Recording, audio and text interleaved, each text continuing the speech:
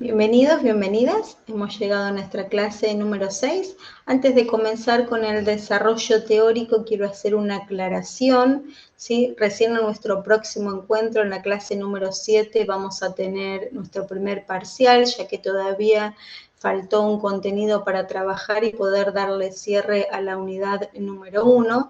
Entonces, la próxima clase se encontrarán con un buzón de tarea donde estará subido el parcial para que ustedes puedan realizarlo, y ya en nuestra clase número 8 comenzamos con la unidad número 2.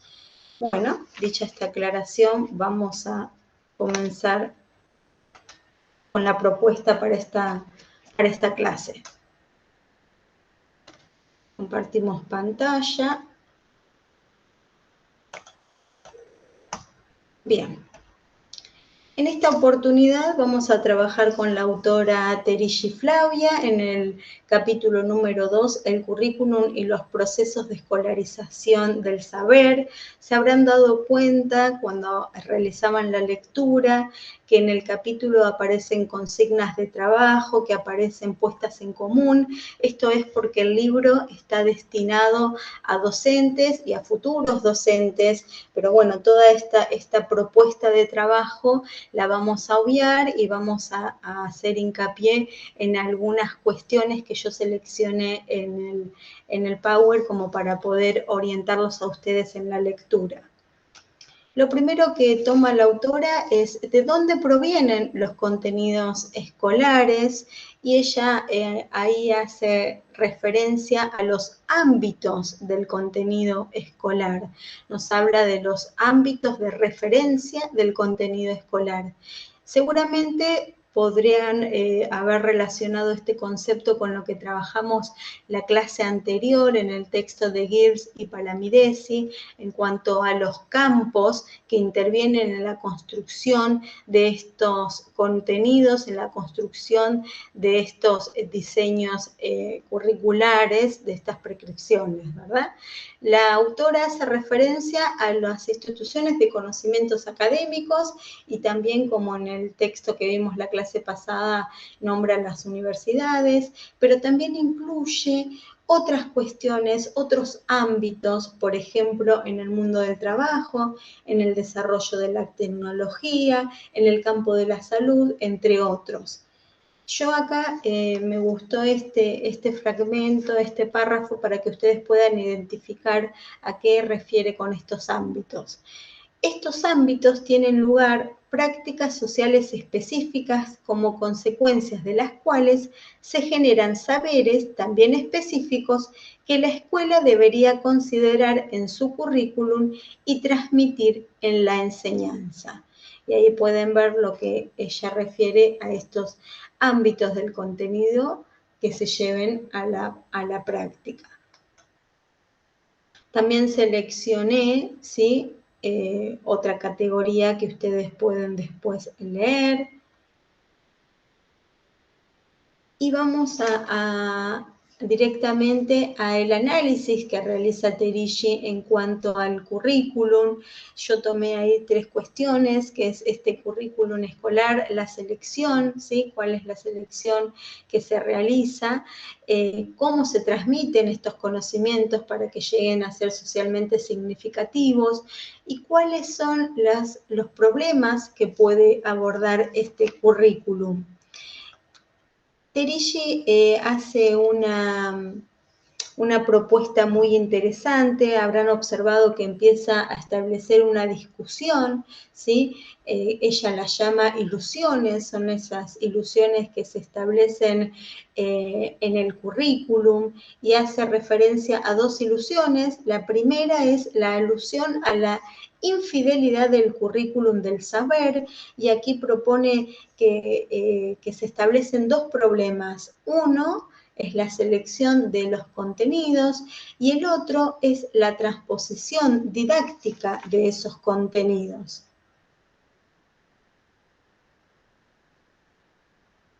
En cuanto a la selección, ¿sí?, nos dice que no se puede enseñar todo, y aquí sin duda está incluyendo en el currículum nulo, ¿sí?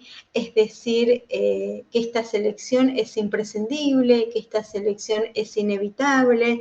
Entonces entra en una reflexión de la importancia que tienen estos contenidos excluidos, es decir, que son tan importantes los excluidos como los incluidos, ya que sin duda implica una decisión en aquellas personas que son responsables de esta selección, que seguramente están adjudicadas a las políticas educativas que están en vigencia y también a las pujas de poder que se pueden establecer en este currículum nulo.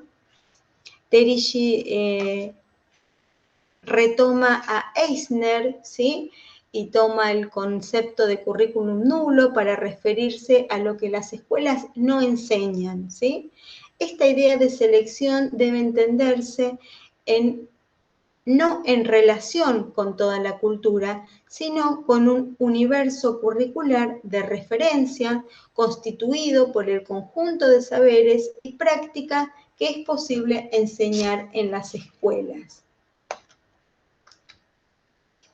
Así como hablábamos de un currículum nulo, de lo que no se enseña, de lo que no está, de lo que se excluye, también Terricci habla del currículum injusto, ¿sí? ¿Qué sucede con esta justicia, con esta injusticia curricular?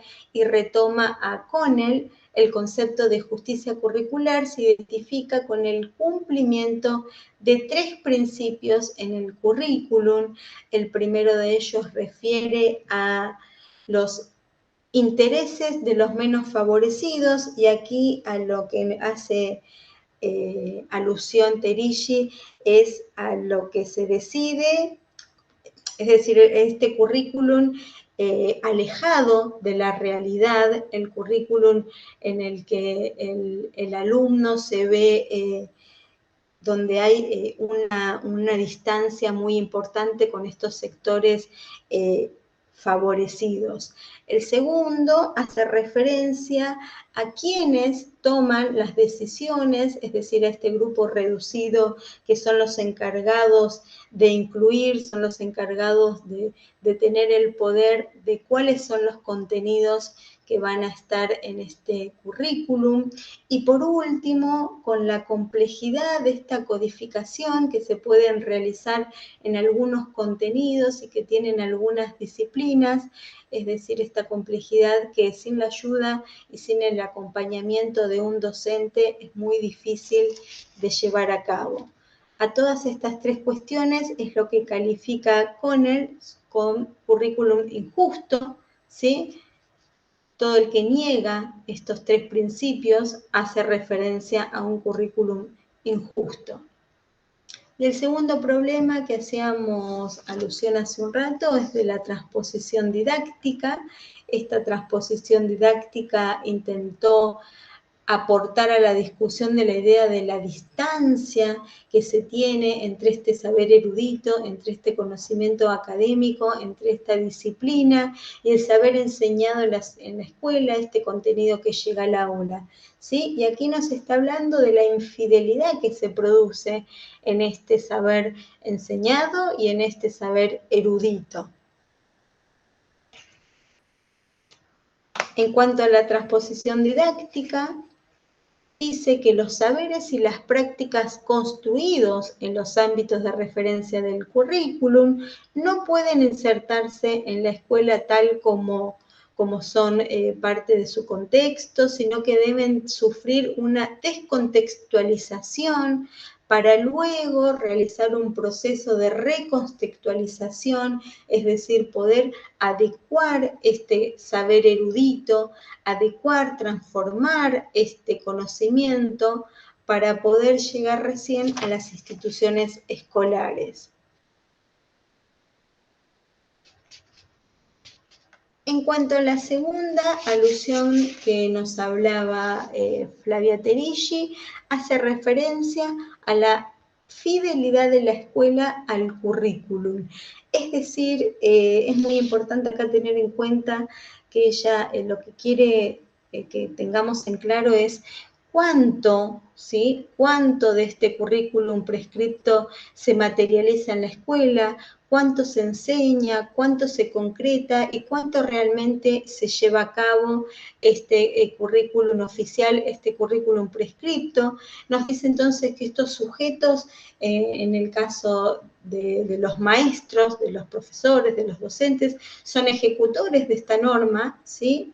Y no son intérpretes, sino que ellos van a ejecutar este currículum inscripto. Entonces, acá podemos ver la fidelidad que tiene la escuela cuando implementan, por ejemplo, su proyecto institucional, su planificación institucional. Aquí se materializa lo que ella refiere a esta fidelidad del currículum. Se hace visible, se hace tangible en la escuela, ¿verdad? A través de las planificaciones, a través de nuestro proyecto institucional. Otra cuestión que hace referencia al contenido es cómo se fabrica el contenido escolar. Ella habla de fabricación, ¿sí? Este contenido, dice, el contenido escolar no es un reflejo de la producción social del saber, sino una construcción específica del ámbito educativo, es decir, que este saber, este conocimiento, el ámbito educativo, la escuela, el docente, lo lleva, lo fabrica en el aula.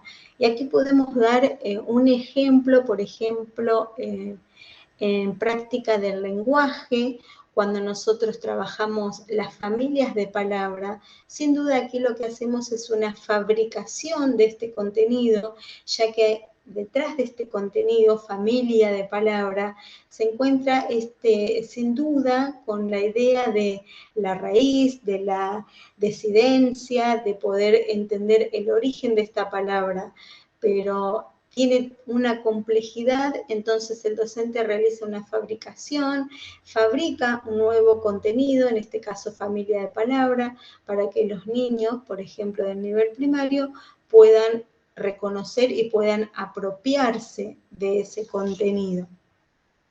Por último, hace un aporte muy importante en cuanto a las características del contenido escolar. El primero de ellos refiere a la fuerte descontextualización de los saberes y de las prácticas. Y acá nuevamente vuelve a esta descontextualización y recontextualización del saber, es decir, este contenido descontextualizado que quizás queda alejado de la realidad del alumno. Entonces es ella donde dice que sí o sí esta elaboración, esta transformación del contenido nos va a llevar a un contenido artificial y sin duda vamos a tener que realizar una descontextualización de este saber erudito. La segunda característica es su adscripción a ciertas secuencias del desarrollo. Acá hace referencia al desarrollo evolutivo, es decir, cómo el currículum se pega, ¿sí?, a esta edad evolutiva, a esta psicología evolutiva en los niños.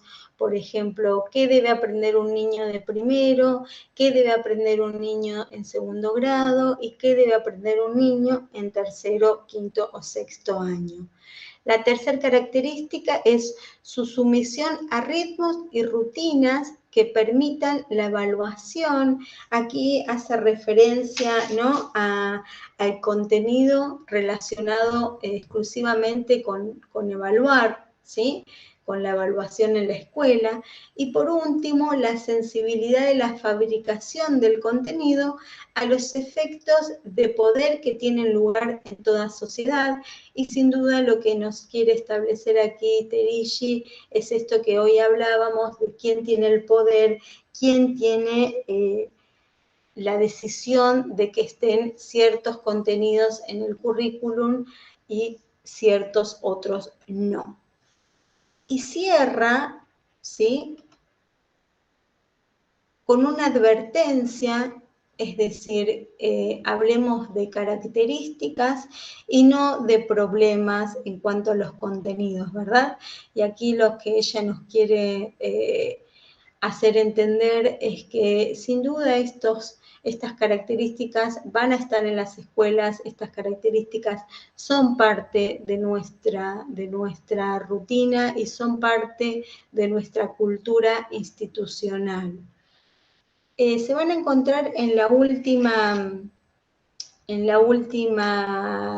página que tienen para